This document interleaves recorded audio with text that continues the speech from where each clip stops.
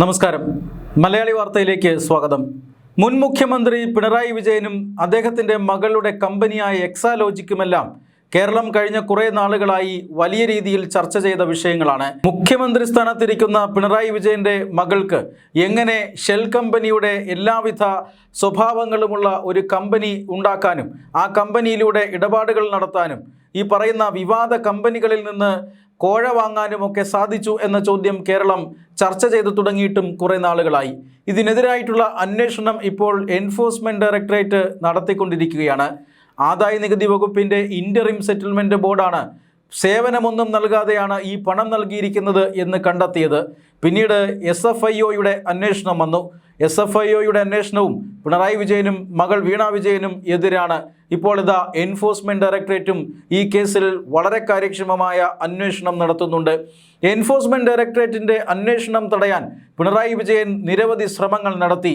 പക്ഷേ അധികാരത്തിൽ നിന്നും പുറത്തായതോടുകൂടി എൻഫോഴ്സ്മെൻറ്റ് ഡയറക്ടറേറ്റ് പിണറായി വിജയൻ്റെ കോട്ടകളിലേക്ക് ഇരച്ചു കയറുകയായിരുന്നു. മാർച്ച് 27 നടന്ന റെയ്ഡിൽ പിണറായി വിജയൻ്റെ മകളുടെ പ്രധാനപ്പെട്ട മറ്റൊരു കമ്പനിയെക്കുറിച്ചുള്ള വിവരങ്ങളും ലഭിച്ചുവെന്ന് ED ഇപ്പോൾ പുറത്തുവിടുകയാണ്. അതായത് എക്സാലോജിക് എന്ന കമ്പനിക്ക് പുറമെ ലേക്കർ ഇന്ത്യ കോർപ്പറേഷൻ എന്നൊരു മറ്റൊരു കമ്പനി കൂടി വീണ വിജയൻ ഉണ്ടായിരുന്നു എന്നതിൻ്റെ തെളിവുകളാണ് ED ഇപ്പോൾ പുറത്തുവിട്ടിരിക്കുന്നത്. വീണ വിജയനുമായി ബന്ധപ്പെട്ട കേന്ദ്രങ്ങളിൽ നടന്ന റെയ്ഡിലാണ് ഈ കമ്പനിയുമായി ബന്ധപ്പെട്ട നിർണായകമായ രേഖകൾ EDക്ക് ലഭിച്ചത്. ഇതോടുകൂടി അന്വേഷണം ആ ദിശയിലേക്കും നീങ്ങുകയാണ്. ഒരു കമ്പനിയല്ല ഇത്തരത്തിലുള്ള കള്ളപ്പണ ഇടപാടുകൾ നടത്താൻ വീണ ഒട്ടനവധി കമ്പനികൾ രൂപീകരിച്ചിരുന്നു എന്ന് പുറത്തു വരുന്നത് തീർച്ചയായും പിണറായി വിജയനെ വല്ലാതെ ബാധിക്കുന്ന ഒരു കാര്യമായിരിക്കും. ലേക്കർ ഇന്ത്യ കോർപ്പറേഷനുമായി ബന്ധപ്പെട്ട ബാങ്ക് അക്കൗണ്ടുകൾ ഇപ്പോൾ ED മരവിപ്പിച്ചിരിക്കുകയാണ്. ആകെ 16 ലക്ഷം രൂപയുടെ ബാങ്ക് അക്കൗണ്ടുകളാണ് ED ഇതുവരെ മരവിപ്പിച്ചത്. ഇതിൽ ഭൂരിഭാഗവും ഉണ്ടായിരുന്നത് ലേക്കർ ഇന്ത്യ കോർപ്പറേഷൻ്റെ അക്കൗണ്ടിലായിരുന്നു. രഹസ്യ കമ്പനിയുടെ അക്കൗണ്ടിൽ കൂടുതൽ തുക നിക്ഷേപിക്കുക, മറ്റു കമ്പനികൾ കുറഞ്ഞ തുകകൾ നിക്ഷേപിക്കുക, ഇതൊക്കെയായിരുന്നു വീണയുടെ തന്ത്രമെന്ന് ED പുറത്തുവിടുന്ന വിവരങ്ങൾ പറയുന്നു. HDFC ബാങ്കിലുള്ള വീണ വിജയൻ്റെ വ്യക്തിഗത അക്കൗണ്ടിൽ 1,37,088 രൂപയാണ് ഉണ്ടായിരുന്നത്. ഇത് ED മരവിപ്പിച്ചു. എക്സാലോജിക്കിൻ്റെ അക്കൗണ്ടിൽ ഉണ്ടായിരുന്നതാകട്ടെ 27,585 രൂപ മാത്രമാണ്. ഇതും ED മരവിപ്പിച്ചിട്ടുണ്ട്. പക്ഷേ ലേക്കർ ഇന്ത്യ കോർപ്പറേഷൻ്റെ അക്കൗണ്ടിൽ ഉണ്ടായിരുന്നത് 15,57,414 രൂപ. എന്ന് പറഞ്ഞാൽ ലേക്കർ ഇന്ത്യ കോർപ്പറേഷൻ വഴി ഒട്ടനവധി ഇടപാടുകൾ നടത്തിയിട്ടുണ്ട് എന്നർത്ഥം. അതുകൊണ്ട് തന്നെ ലേക്കർ ഇന്ത്യ കോർപ്പറേഷനുമായി ബന്ധപ്പെട്ട അന്വേഷണവും ഇപ്പോൾ ദ്രുതഗതിയിൽ ED മുന്നോട്ട് കൊണ്ടുപോവുകയാണ്. ഈ രണ്ട് കമ്പനികളുമല്ലാതെ വീണ വിജയന് ഇനിയും കമ്പനികളുണ്ടോ എന്ന അന്വേഷണവും ED നടത്തുകയാണ്. നിർണായകമായ തെളിവുകളാണ് അന്ന് നടത്തിയ പരിശോധനയിൽ EDക്ക് ലഭിച്ചിരിക്കുന്നത് എന്ന് വ്യക്തം. റെയ്ഡുകൾക്ക് പിന്നാലെ 3 തവണ വീണ വിജയനെ ചോദ്യം ചെയ്തിട്ടുണ്ട് എൻഫോഴ്സ്മെൻറ്റ് ഡയറക്ടറേറ്റ്. റെയ്ഡ് നടക്കുന്ന സമയത്ത് വീണ വിജയനെ ചോദ്യം ചെയ്തിരുന്നു. അതിനു പിന്നാലെ 2 തവണ വീണ വിജയനെ കൊച്ചിയിലെ ഓഫീസിൽ വിളിച്ചു വരുത്തി ചോദ്യം ചെയ്തിട്ടുമുണ്ട്.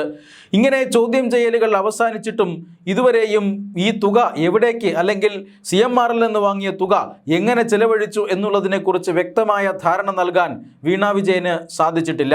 ലേക്കർ ഇന്ത്യ കോർപ്പറേഷൻ എന്ന കമ്പനി മെഡിക്കൽ ഉപകരണങ്ങൾ വിൽക്കുന്ന ഒരു കമ്പനിയാണ്. ഇത്തരത്തിലുള്ള കമ്പനികളെ ഉപയോഗിച്ചുകൊണ്ട് പണം ചെലവഴിച്ചിട്ടുണ്ടോ എന്ന കാര്യമാണ് ഇപ്പോൾ എൻഫോഴ്സ്മെൻറ്റ് ഡയറക്ടറേറ്റ് അന്വേഷിക്കുന്നത്. അതേസമയം എൻഫോഴ്സ്മെൻറ്റ് ഡയറക്ടറേറ്റിന് ശശിധരൻ കർത്ത വീണയ്ക്കെതിരായ മൊഴിയെ നൽകി എന്ന വിവരവും പുറത്തു വരികയാണ്. 2024 ഏപ്രിൽ 7 നൽകിയ മൊഴിയിലാണ് സേവനങ്ങളൊന്നും നൽകാതെ തന്നെയാണ് വീണ വിജയന് ഈ തുക നൽകിയിരിക്കുന്നത് എന്ന് ശശിധരൻ കർത്ത മൊഴി നൽകിയത്. ഇത് വീണ വിജയനും അതുപോലെ തന്നെ പിണറായി വിജയനും വലിയ തിരിച്ചടിയാവുകയാണ്.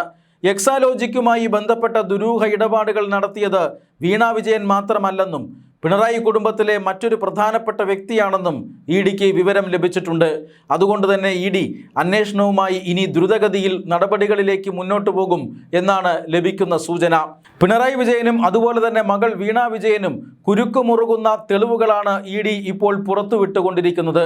അതിനു പുറമെ 2016 ഒന്നാം പിണറായി വിജയൻ സർക്കാരും CMRലും തമ്മിൽ നടത്തിയ ദുരൂഹ ഇടപാടുകളും ഇപ്പോൾ ED അന്വേഷിക്കുന്നുണ്ട്. വീണ വിജയൻ്റെ ഈ കമ്പനിയിലൂടെ ഇടപാടുകൾ നടത്തിയ പിണറായി കുടുംബത്തിലെ ശക്തനായ മറ്റൊരാൾ ആര് എന്നും ED ഇപ്പോൾ അന്വേഷിച്ചു കൊണ്ടിരിക്കുന്നു. മുഹമ്മദ് റിയാസിന്റെ സ്വത്ത് വിവരങ്ങളെക്കുറിച്ചും ഇപ്പോൾ ED വിശദമായ അന്വേഷണം നടത്തുകയാണ്. സ്വത്ത് വിവരങ്ങൾ എത്രയും വേഗം കണ്ടുകെട്ടാനാണ് ED ശ്രമിക്കുന്നത്. ഇതിനായിട്ടുള്ള നടപടിക്രമങ്ങൾ അടുത്ത ഏതാനും ദിവസങ്ങൾക്കകം തന്നെ ആരംഭിക്കുമെന്നാണ് സൂചന. ഇതുവരെ സ്വത്തുവകകൾ മരവിപ്പിച്ച് നിർത്തിയിട്ടേയുള്ളൂ. അതേസമയം മാസപ്പടി കേസിൽ ഗുരുതരമായ കാര്യങ്ങൾ പുറത്തു വന്നുകൊണ്ടിരിക്കുമ്പോൾ പിണറായി വിജയന് എങ്ങനെ സ്വസ്ഥാനത്ത് തുടരാൻ കഴിയും എന്ന ചോദ്യം ഉന്നയിക്കുകയാണ് BJP സംസ്ഥാന ഉപാധ്യക്ഷനായ ഷോൺ ജോർജ് പിണറായി വിജയനെ തൽസ്ഥാനത്ത് നിന്ന് മാറ്റാൻ LDF തയ്യാറാകണം എന്ന ആവശ്യം ഉന്നയിച്ചിരിക്കുകയാണ്. പ്രതിപക്ഷ നേതാവ് സ്ഥാനം എന്ന് പറഞ്ഞാൽ ക്യാബിനറ്റ് റാങ്കുള്ള പദവിയാണ്. ഒരു MLA സ്ഥാനം പോലെയല്ല.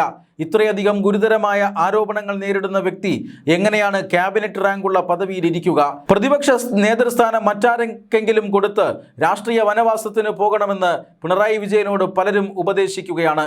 അത്തരത്തിലുള്ള ആവശ്യം ഇപ്പോൾ BJPയും ഉന്നയിക്കുന്നുണ്ട്. BJP നേതാവായ ഷോൺ ജോർജാണ് ഈ കേസിൽ നിർണായകമായ നിയമ നടപടികൾക്ക് തുടക്കം കുറിച്ചത്.